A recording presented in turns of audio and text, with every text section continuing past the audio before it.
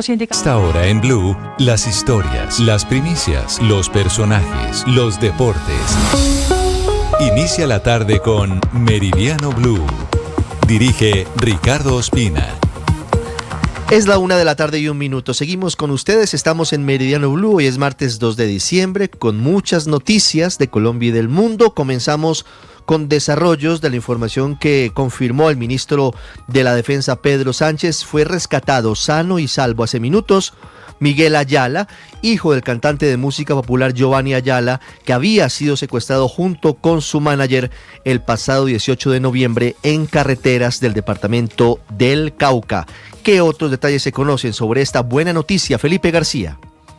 Hola Ricardo, buenas tardes. Sí señor, estaban encadenados en precarias condiciones, pero sanos y salvos Miguel Ayala y su manager Nicolás Pantoja luego de 15 días de secuestro en manos de una estructura criminal. Esto lo confirma la policía de las disidencias de las FARC al mando de alias Iván Mordisco. Este rescate fue exactamente en la vereda Chorritos, municipio de La Sierra, en el departamento del Cauca, y fue en una acción conjunta liderada por unidades del Gaula de la policía. En esta operación también participaron los comandos Jungla, el grupo de operaciones especiales GOE, la aviación policial, la Fuerza Aeroespacial, que proporcionó todo el apoyo aéreo para asegurar el ingreso del personal y la extracción de las dos víctimas que fueron encontradas, a Ricardo, como le mencionaba, encadenadas de pies y manos. Estaban metidos dentro de una carpa cuando ingresaron pues los hombres. Pues justamente el ministro de Defensa, Pedro Sánchez, llamó en vivo y en directo a Giovanni Ayala para notificarle la noticia de que su hijo Miguel ya estaba en libertad y había sido rescatado. Escuchemos.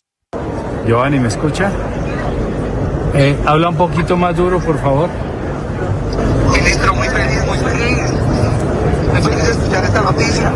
Así es, ya Miguel va a estar en el lugar que debe estar, el manager también fue liberado, una ejecución impecable de héroes de la patria, policías valientes. Dios lo bendiga a usted, a toda su familia y a la fuerza pública. No, Dios los bendiga a ustedes y a la fuerza pública. Esas fueron las palabras, a Ricardo, de Giovanni Ayala cuando recibió la noticia de que Miguel y el manager estaban o habían sido rescatados por parte de las unidades especializadas que, Ricardo, entraron pues justamente hasta ese punto donde estaban secuestrados en una zona boscosa y de muy difícil acceso. Luego de un avance coordinado, los uniformados lograron irrumpir en ese campamento improvisado de las disidencias de las FARC sin que los secuestradores los alcanzaran a ver y que sin necesidad tampoco de que reaccionaran. En ese lugar fueron encontrados Ayala y Pantoja en condiciones estables y se logró pues justamente su rescate en esa zona del país. Ya fueron trasladados en helicóptero hasta una zona segura donde en este momento también van a ser evacuados, a Ricardo. Estamos viendo las imágenes de cómo estaban secuestrados encadenados luego de su rescate con los chalecos del Gaula de la policía, rescatados por la fuerza pública. 1:04 PM, cambiamos de tema. Hablamos de la audiencia en la que la Fiscalía acaba de pedir que Nicolás Petro, hijo del presidente Gustavo Petro, sea enviado a la cárcel por otro escándalo de corrupción por presuntas irregularidades en contratos de la Gobernación del Atlántico. En Barranquilla, Vanessa Saldarriaga. Ricardo, y es que lo que ha dicho la fiscal del caso, Lucy Laborde, que de manera preventiva debe ser enviado a un centro carcelario Nicolás Petro, quien es el hijo del presidente de la República. Todo esto porque ella indica que fue determinante en lo que habría sido la manipulación de la asignación de dos contratos entre 2021 y 2022 que hacían parte del recurso de la Gobernación del Atlántico y que iban a ser empleados en un programa con adultos mayores. Sin embargo, parte de este dinero habría terminado en los bolsillos de Nicolás Petro, Daisuris Vázquez y Pedro Name, siendo a su vez el exdiputado del Atlántico el encargado de planear y ejecutar todo este plan de aprovechamiento de recursos públicos. Esto dijo. Llegó a ser diputado por obtener la segunda votación más alta en el departamento del Atlántico y como persona influyente en la sociedad utilizó estas dos condiciones para agilizar la revisión, ejecución y pago de los contratos que se le entregaron a Fucosa. Nicolás y es que en Petro esto también dijo la fiscal que Nicolás Petro se reunía con la entonces gobernadora Elsa Noguera para, en este caso, acceder a favores para ella desde su posición como diputado y ella, en cambio, en contraparte, le entregaba estos recursos de contratación pública. Se espera que para hoy no haya una decisión por parte del juez sobre esta medida de aseguramiento, puesto que se espera que realice una apelación o una solicitud, por lo menos de intervención, la defensa. Gracias, Vanessa. Hablamos del debate de control político de esta tarde a el Ministerio de Defensa, a la Dirección Nacional de Inteligencia y a la UNP, tras el escándalo revelado por Noticias Caracol de la presunta infiltración de las disidencias de las FARC en la fuerza pública y en aparatos de inteligencia colombiana. ¿Qué se espera? ¿Qué respuesta tiene preparada el gobierno para esta tarde, don Andrés Carmona? Ricardo, muy buenas tardes. Así es, se espera que hacia las 3 de la tarde comience esa sesión plenaria. Primero se debe evacuar un debate de control político sobre economía solidaria convocada por el senador liberal Alejandro Carlos Chacón, y una vez termine ese debate comenzará el debate al ministro de Defensa Pedro Sánchez, al director de la Unidad Nacional de Protección Augusto Rodríguez y al director de la Dirección Nacional de Inteligencia Jorge Lemus. También están invitados, no son citados para control político, pero sí están invitados a participar tanto la fiscal general Luz Adriana Camargo como el gobernador de Antioquia Andrés Julián Rendón. La respuesta que se espera que dé el gobierno nacional se conoció en el documento que entrega el Ministerio de Defensa al Congreso de la República en respuesta al cuestionario entregado por los integrantes del Centro Democrático. Dice el Ministerio de Defensa, entre otras cosas, primero, que el general Huertas fue reincorporado al servicio bajo el argumento de necesidades de servicio. Recordemos que él había sido apartado del cargo por calificación de servicios, que no se registra información de los Estados Unidos sobre presuntos vínculos del general Huertas con grupos armados ilegales, que cualquier alerta de contrainteligencia sobre presuntos vínculos de la fuerza pública con grupos armados está sometida a reserva legal y solo se puede conocer en dado caso por los integrantes de la Comisión de Inteligencia del Congreso. Y esto es muy importante, Ricardo, que el Ministerio de Defensa y el Gobierno Nacional solo conocieron de las denuncias en contra del general Huertas una vez se reveló el informe de Noticias Caracol el pasado 23 de noviembre y que a partir de ese momento se iniciaron las investigaciones internas, que no se tiene conocimiento formal de probable comprometimiento de información estratégica u operacional de las fuerzas militares, que sí hay posibilidades de riesgos o amenazas, pero eso hace parte del actuar natural de la fuerza pública, y insisten en que la liberación de alias Calarcá y los integrantes de las disidencias en Antioquia corresponde a unas decisiones de la Fiscalía General de la Nación, Ricardo. Pendientes de ese debate, Andrés, pendientes de la suspensión que hoy se oficializaría del general Juan Miguel Huertas del comando de personal del Ejército de Colombia. Vamos a Washington, 1:08, última reunión de gabinete del año del presidente Donald Trump, plato fuerte Venezuela, el plan de contingencia si Maduro abandona el poder y las palabras del Papa León XIV, que pide que no haya intervención militar en Venezuela, pero que sí haya presión económica contra Nicolás Maduro. Desde la capital estadounidense, Juan Camilo Merlano. Ricardo, estamos aquí en la Casa Blanca, donde continúa esta reunión de gabinete encabezada por el presidente Donald Trump. Mucha expectativa sobre las preguntas que responda a propósito de Venezuela. Hasta este momento no ha mencionado el tema. Quien sí lo hizo fue el secretario de Guerra, Pete Hegseth, quien aseguró que apenas han empezado a atacar a los narcoterroristas y a sumergirlos en el fondo del mar. Y aclaró que la pausa de las últimas 2 semanas, recordemos, porque han pasado 2 semanas desde el último ataque, desde el último bombardeo en contra de una lancha, se debe a que les ha resultado muy difícil encontrar embarcaciones transportando droga tanto en el Mar Caribe como en el Pacífico. Pero también cabe destacar que el Pentágono por más temprano dijo que tenían listo un plan de contingencia para el escenario si Nicolás Maduro decide salir del poder, diciendo que es una organización centrada en la planificación y que, como es natural, tienen esos planes de contingencia. Quien también habló y pidió que primara la diplomacia antes de cualquier tipo de acción militar fue el Papa León XIV. Escuchemos. Cosas que vienen de Estados Unidos cambian con cierta frecuencia a veces. Hay que ver. Por un lado, parece que ha habido una conversación por teléfono de los dos presidentes. Al otro lado, hay ese peligro, esa posibilidad de que haya alguna actividad, alguna operación, incluso invadiendo el territorio de Venezuela. Yo no sé más, yo de nuevo creo que es, digamos, mejor buscar maneras de diálogo, quizás presión, incluso presión económica, pero buscando otra manera para cambiar, si es lo que decidan hacer en Estados Unidos. Entre tanto, aquí en Washington, miembros del Partido Demócrata buscarán presentar una nueva resolución en el Congreso para bloquear futuras acciones militares por parte de del presidente Donald Trump y para evitar fundamentalmente que tropas estadounidenses lleguen a territorio venezolano, Ricardo.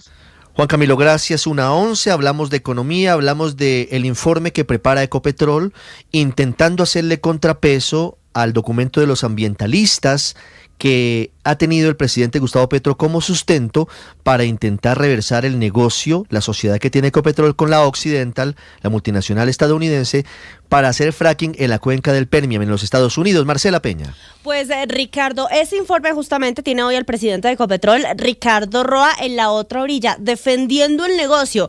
Roa le explicó hoy al Congreso que la plata de la inversión está prevista para recuperarse en el año 2029. También explicó que hoy en día el Permian representa ya el 14,5% de la producción total del grupo Ecopetrol y que sigue siendo una de las operaciones más rentables del grupo. Pero todo esto tiene que quedar consignado por escrito para convencer al presidente. Y estamos contrastando esas cifras y sobre la base de las mismas le haremos entrega muy rápido al gobierno y a Hacienda de ese ejercicio de análisis de valoración del negocio. Como usted sabe, Ricardo, el presidente ha dicho que el negocio es malísimo y que hay que venderlo. Roa explicó que el primer opcionado para comprarlo sería la propia Occidental porque hay un derecho de preferencia en esos contratos, pero complementó confirmando que Ecopetrol ha recibido ofertas de grupos económicos interesados en sus activos tanto en Colombia como en el exterior. Con esas compañías ha firmado acuerdos de confidencialidad, pero por el momento ninguno ha llegado a ser discutido en la junta directiva de la empresa.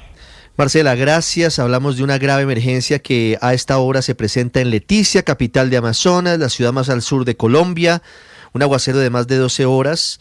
Algunos dicen que lleva casi 24 horas lloviendo en Leticia, deja más de 200 familias afectadas. Carlos Andrés Pérez. Lo último en el departamento de Amazonas, específicamente en el municipio de Leticia, es que hace minutos terminó el puesto de mando unificado con presencia de autoridades locales y organismos de socorro. Más de 20 barrios inundados y más de 200 familias afectadas son las cifras que manejan hasta el momento. A esta hora avanza la evaluación de daños y necesidades, así lo confirmó a Blue Radio Álvaro Sarmiento, comandante de la Defensa Civil en este departamento. Y el aumento de la inundación fue prácticamente de 1 metro 10 centímetros, el cual inundó algunos barrios que están en la zona baja del municipio de Leticia.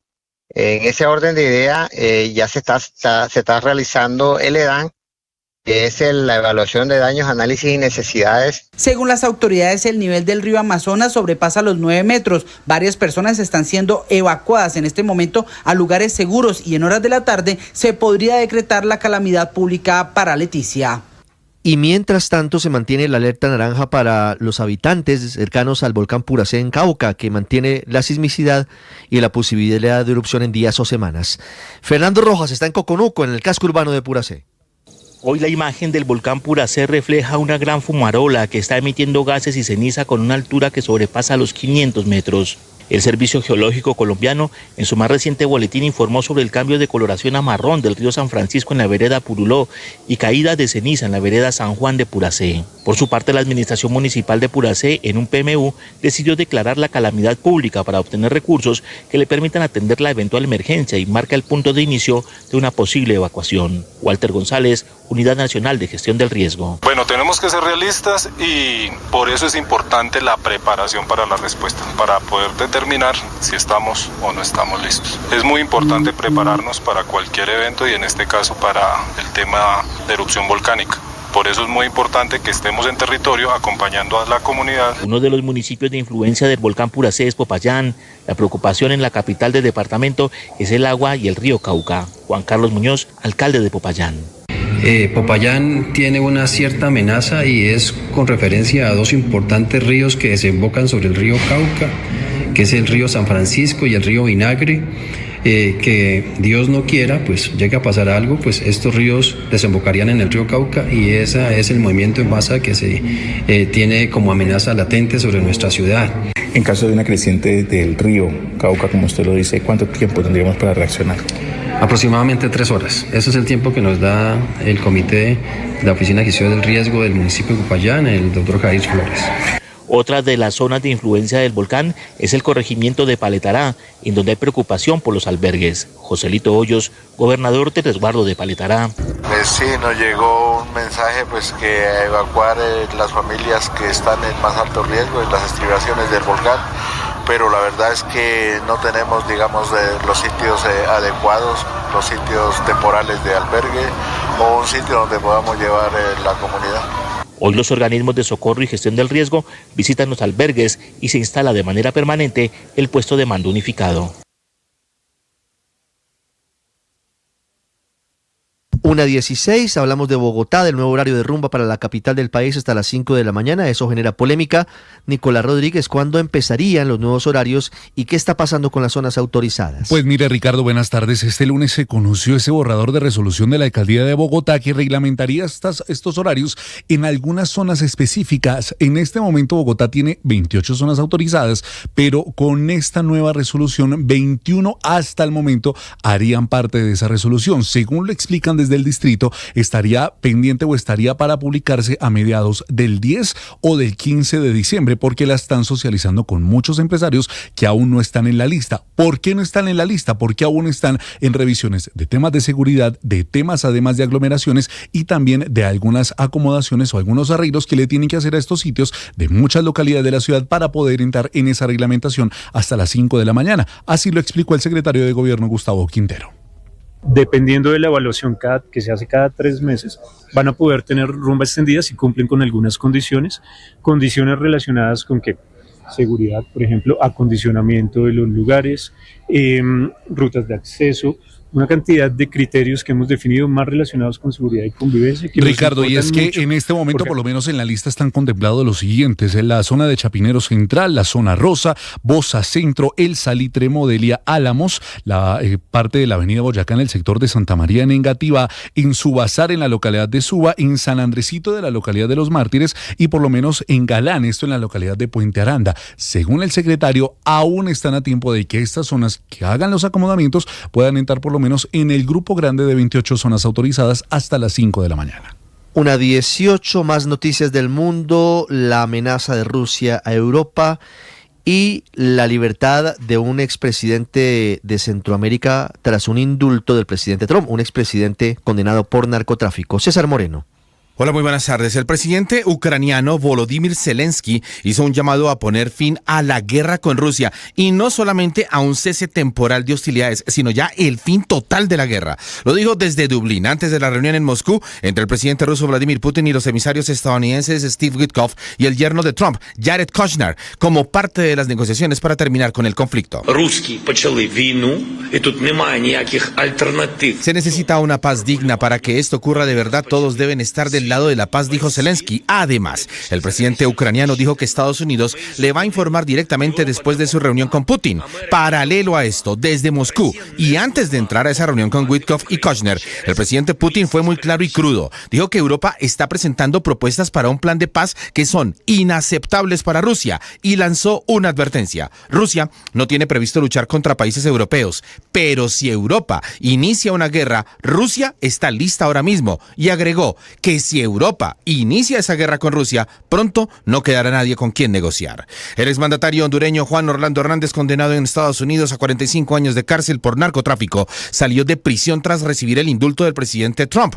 El indulto coincide con la presión del mismísimo Trump a favor del candidato derechista Nasri Asfura en las elecciones de Honduras que se celebraron el domingo pasado y cuyo escrutinio continúa. Según la justicia estadounidense, Hernández facilitó el ingreso al país de cientos de toneladas de drogas y convirtió a Honduras en un narcoestado. Pero Trump considera que todo eso es un montaje de su antecesor Joe Biden. En el sureste asiático, el número de muertos en Indonesia y en Sri Lanka por las devastadoras inundaciones de los últimos días aumentó a 1.300. Además, por esta devastadora temporada monzónica, junto con 2 ciclones tropicales, provocó más de 1 millón de damnificados. Y por último, y sigamos con el clima, 70 millones de personas están bajo alerta climática en el centro y el este de los Estados Unidos por culpa de una poderosa tormenta invernal. tropical. Las autoridades prevén que se convierta en un ciclón bomba que provocará fuertes nevadas y cubrirá de hielo las carreteras. Los termómetros en algunos lugares como Chicago, Madison, Wisconsin y Springfield caerán hasta los 10 grados bajo cero. Otras ciudades como Filadelfia, Washington o Nueva York esperan, aparte de la nieve, fuertes lluvias. Esta bomba ciclónica durará hasta el próximo fin de semana. Pendientes de esa bomba ciclónica, César, gracias. 1:21. ¿Qué tenemos en deportes? Octa, buenas tardes. 2 plazos, 2 sorteos tendrá el Mundial, viernes y sábado, y los ecos de la nueva jornada del fútbol colombiano. Hola Richie, con las buenas tardes y el saludo para todos. Estaremos hablando también de lo que nos va a mostrar el día de hoy la Liga de Naciones Femenina. Colombia descansa, pero se jugarán 4 partidos el día de hoy. También habrá clásico en el fútbol español. En un rato hablaremos de ese detalle porque se juega uno de los partidos importantes de ese país esta tarde. Hay fútbol en Italia, hay fútbol en diferentes lugares y por supuesto muchas novedades, no solo con la Copa del Mundo, sino con una Copa América posiblemente nuevamente, y valga la redundancia, en los Estados Unidos. Así que todos los detalles en los deportes en minutos acá en Meridiano Blue.